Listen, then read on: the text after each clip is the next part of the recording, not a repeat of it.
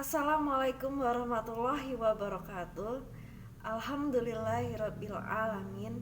Wabihi nasta'inu ala umuri dunya wa din wa assalatu wassalamu ala asrofil anbiya'i wal mursalin Sayyidina Muhammadin wa ala alaihi wa sahbihi ajmain amma ba'du.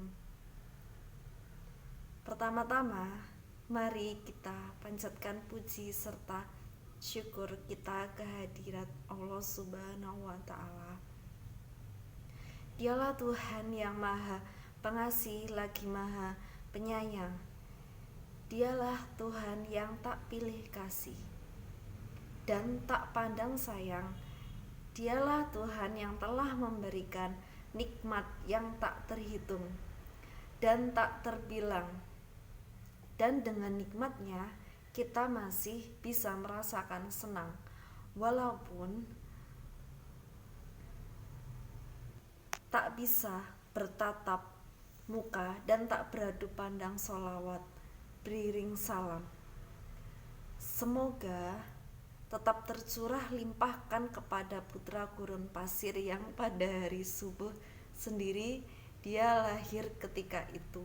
Patung-patung di sekitar Ka'bah jatuh tersungkur. Ketika itu orang-orang sedang kocar-kacir, yaitu Nabi Allah yang terakhir, tidak lain dan tidak bukan, yakni Habibina wa Nabiyuna Maulana Muhammad sallallahu alaihi wasallam. Masalah kepada para keluarganya, para sahabatnya, kepada para tabi'in dan tabiatnya, dan semoga sampai kepada kita semua selaku umatnya. Amin ya robbal alamin. Perkenalkan, nama saya Rana Salasari Suci, yang pada kesempatan kali ini saya akan membawakan sebuah ceramah yang bertema kontribusi remaja dalam akhlak di era digital ini. Ma'asyiral muslimin rahimakumullah. Perkembangan teknologi di zaman sekarang ini sudah sangat maju, sudah sangat canggih, sudah sangat pesat. Dari yang sederhana maupun yang menghebohkan dunia. Teknologi sudah ada pada zaman dahulu, yang itu zaman Romawi kuno. Perkembangan teknologi sudah sangat maju. Contohnya, handphone yang tadinya hanya bisa SMS dan telepon saja. Sekarang handphone bisa menjadi komputer mini yang canggih. Bahkan handphone bisa menjadi TV mini yang bisa dibawa kemana-mana. Ma'asyiral muslimin rahimakumullah. Dari pesatnya perkembangan teknologi di zaman sekarang ini menimbulkan banyak dampak positif. Di antaranya yang pertama, mempermudah pekerjaan. Yang kedua, sistem pembelajaran dapat dilaksanakan secara online seperti pandemi saat ini. Dan yang ketiga, pertukaran informasi yang menjadi mudah dan cepat. Namun, di samping banyaknya dampak positif sebanding dengan banyaknya dampak negatif.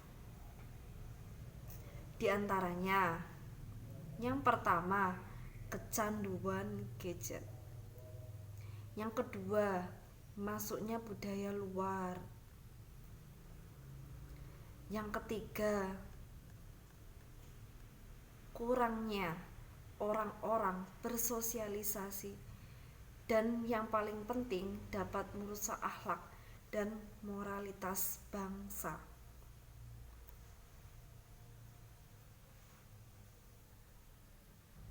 Contohnya, seperti yang kita ketahui, banyaknya berita-berita hoaks yang telah tersebar di medsos atau media sosial. Dan kita sendiri tidak tahu dari mana sumbernya. Dan beritanya pun cukup meresahkan. Yang kedua, banyaknya gambar-gambar, banyaknya video-video yang tak layak dipertontonkan. Dan yang ketiga, penyalahgunaan media sosial yang merugikan diri sendiri dan merugikan orang lain, seperti penipuan, penjudian, cyberbullying, dan lain sebagainya.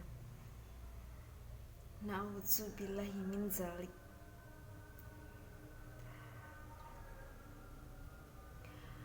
Ma'asyiral muslimin rahimakumullah, akhlak merupakan satu hal yang penting bagi umat muslim.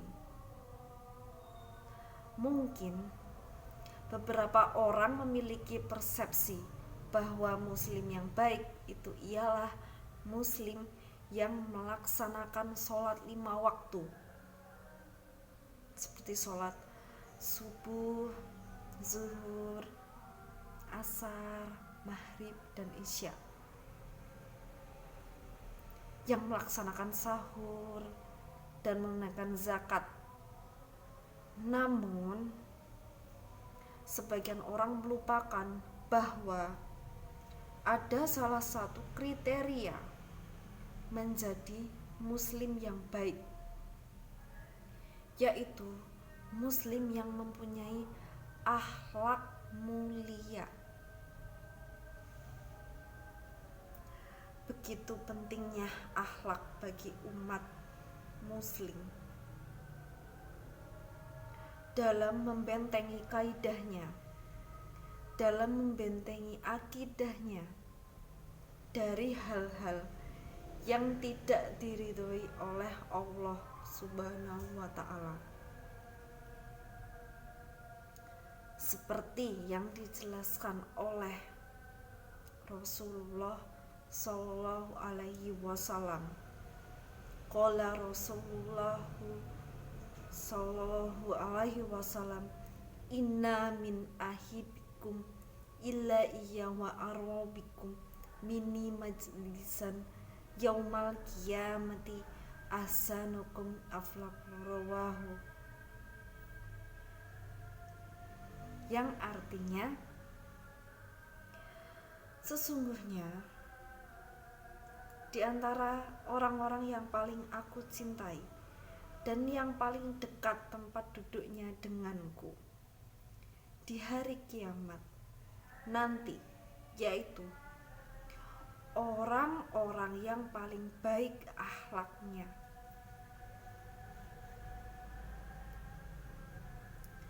Senada dengan Quran surah Al-Ahzab ayat ke-21 yang berbunyi, laqad kana lakum fi Rasulillahi uswatun hasanatul liman kana yarjullaha wal yawmal akhir wa dzakarallaha katsira.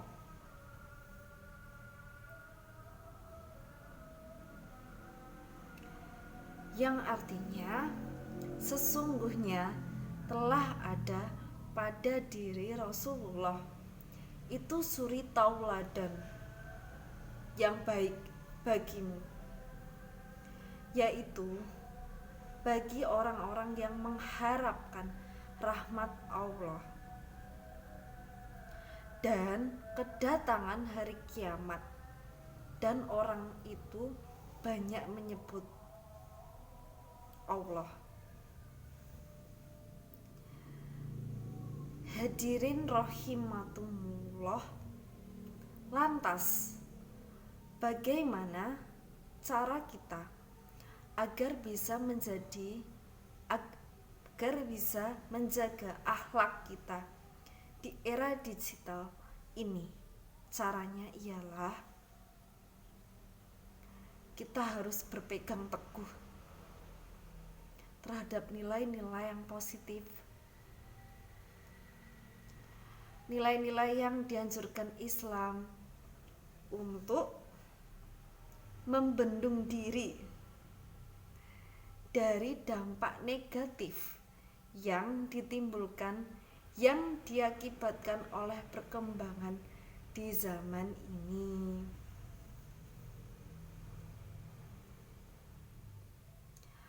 Adapun cara lain,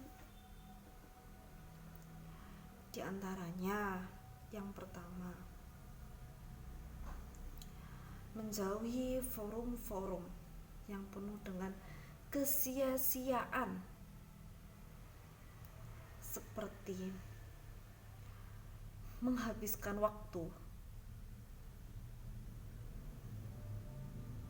tidak bisa menjaga waktu kita yang seharusnya digunakan dengan sebaik-baiknya, tetapi malah dibuang dengan sia-sia.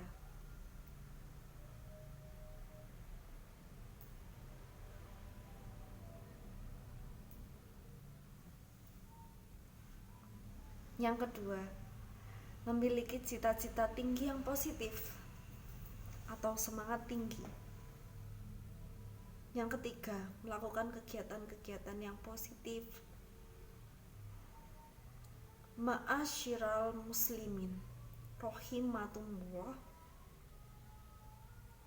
Kesimpulan dari ceramah yang bisa saya sampaikan ialah marilah kita bentengi diri kita dengan membentuk karakter diri, membentuk akhlak yang mulia untuk menjaga diri kita dari hal-hal yang tidak diridhoi Allah Subhanahu wa ta'ala. Contohnya seperti tadi yang sudah saya sampaikan.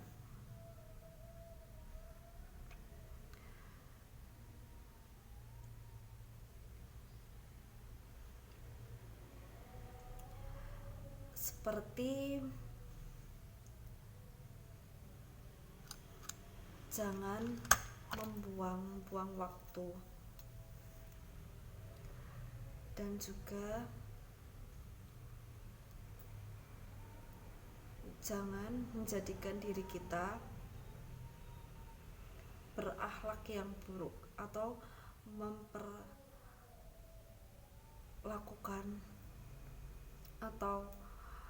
melakukan sesuatu hal yang negatif.